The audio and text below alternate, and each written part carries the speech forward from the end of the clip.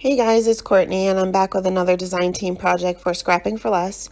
Today we'll be using the Brutus and Friends stamp set by Brutus Monroe, and I'll be creating a very simple one-layer scene here with no masking and no ink blending at all. I start off by stamping my largest image. That way I can kind of build around it. I try to go from largest to smallest in most cases, especially when I'm not doing any masking. So I started off with this dog house, then I'll move on to the dog and I'll start filling in some of the other images, like this little water bowl with little bones sticking out. For this bag of dog food here, I put that kind of in the background because my plan was to create a fence in the background. So I wanted to make it look like this bag of dog food was kind of leaning against the fence. For this little toy here, this rope toy that the dog has, I should have stamped that straight, not necessarily at an angle, but it's fine. So once my images were stamped, I moved on to the fence. I'm starting off with my T-square ruler here and a pencil.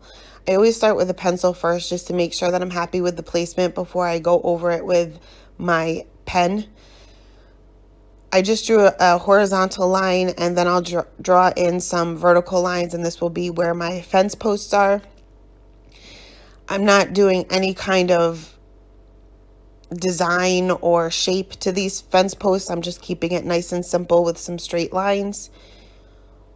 Once you are happy with the placement and you're okay with the way your fence looks, you can go ahead and move on to your Copic Safe pen. I use an EK Success journaling pen, and I just went over the vertical lines. The horizontal line, I'm not going over with the pen because you wouldn't normally see that. Your grass would normally cover that part of it up, the bottom of the fence. So I'm not worried about going in with the pen over that. But you will want to make sure that you erase your pencil line before you do any of your coloring.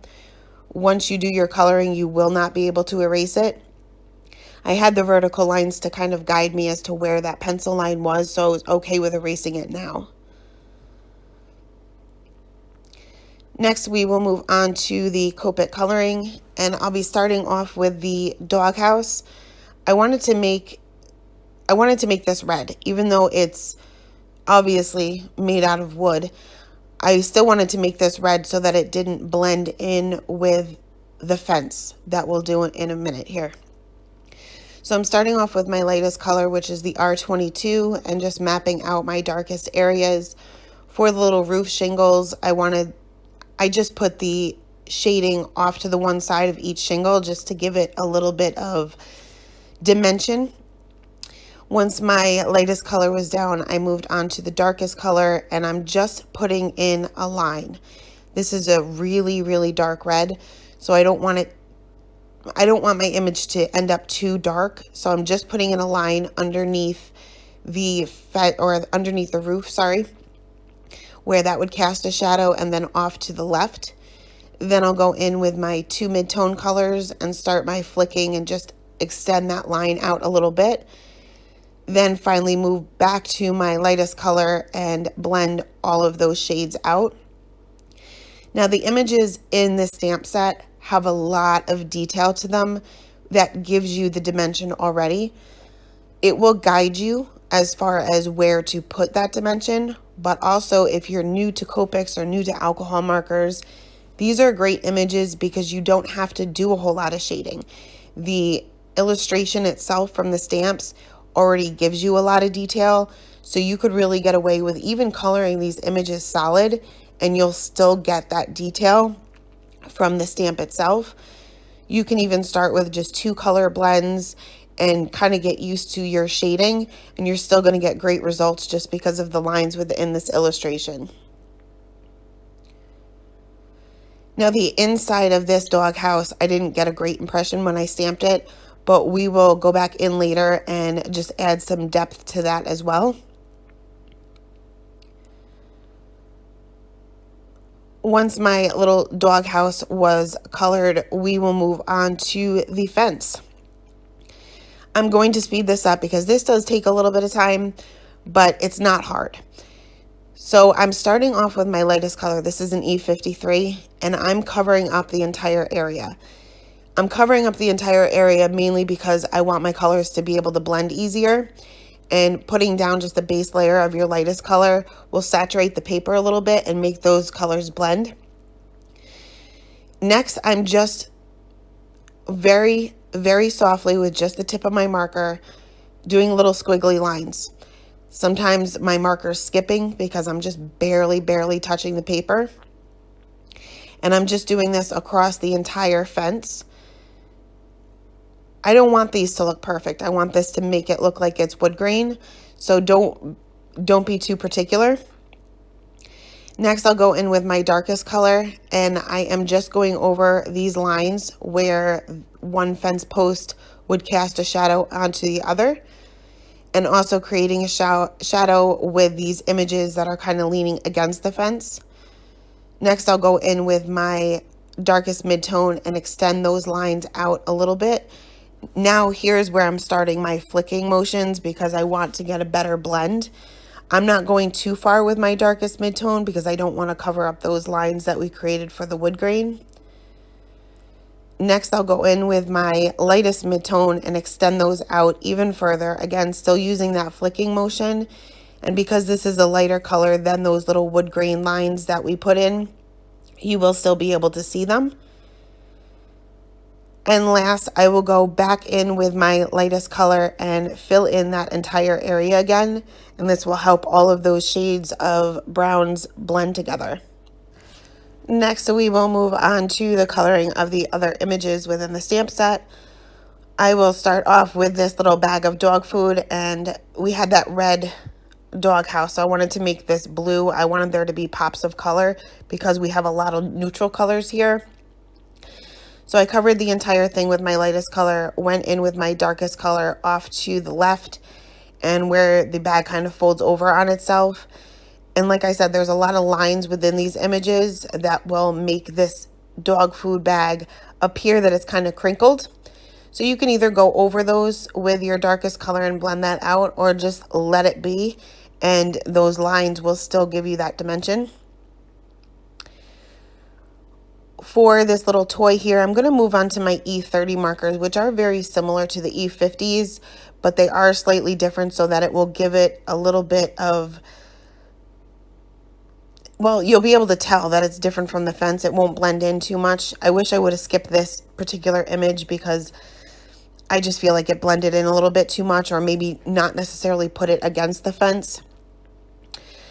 But as long as you create that shadow, you will be able to tell it's a different image than the fence itself in the end.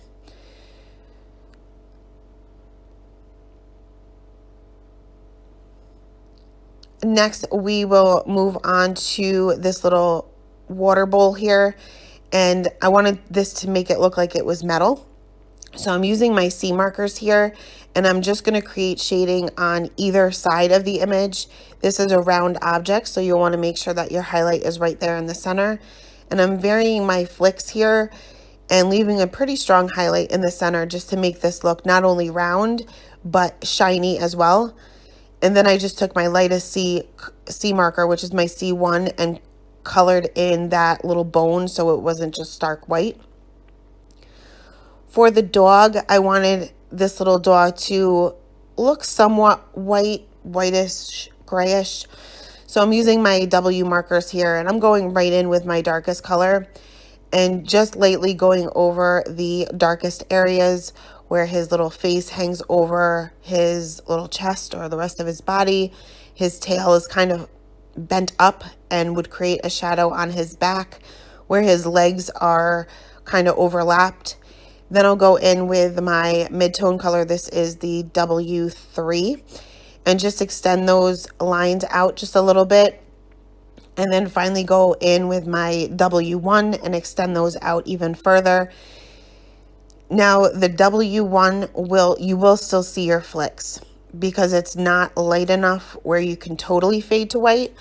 So if you don't like that look, what I do is I take my colorless blender and just very quickly go over the entire thing, and that will remove those flick marks but still leave that dimension that you created. So I'll go in now and darken up that little opening there of the doghouse, and I'm taking my black marker and just drawing a line where the darkest would be, which would be on the innermost part of the doghouse. Then blend that out with a C7 and then a C5. Next, for the grass, we're not going to do any kind of dimension here. We're going to do solid colors here, but still be able to create some dimension by creating shadows underneath our little objects that we've created. So I just took a variety of YG and G markers here. I tried to stick to colors that had the second number somewhat close to each other because you will find that those blend a little bit easier. This is my lightest color here, and I'm just covering up the entire area. At this point, I'm not worried about getting too close to my image because I'm going to go back and touch all of those areas up. But I did get pretty close just to make it a little bit easier. Next, I'll go in with my darkest color, and I'm just putting a little shadow under each of the images that we had colored. This is a G marker, but you will still find that it does blend well with the YGs. Next, I'll go in with my darkest midtone, and all I'm doing is extending those shadow lines out a little bit. Same thing with my lightest midtone, extend those out even further. And then finally, I'll go back to my lightest color and cover up the entire area again, blending those shadows out and also covering up any areas that maybe we didn't get too close to the image before. Also making sure that I don't have those streak lines that you get sometimes with alcohol markers. Going over that more than once will eliminate those lines. Last, I took my VersaFine Onyx Black ink and stamped my sentiment right there on the fence and added just a little bit of sparkle to his little water bowl and the bag of dog food, just because I have to add sparkle to everything. And that is the card for today. Thanks so much for stopping by, guys, and I hope you have a wonderful day. Bye.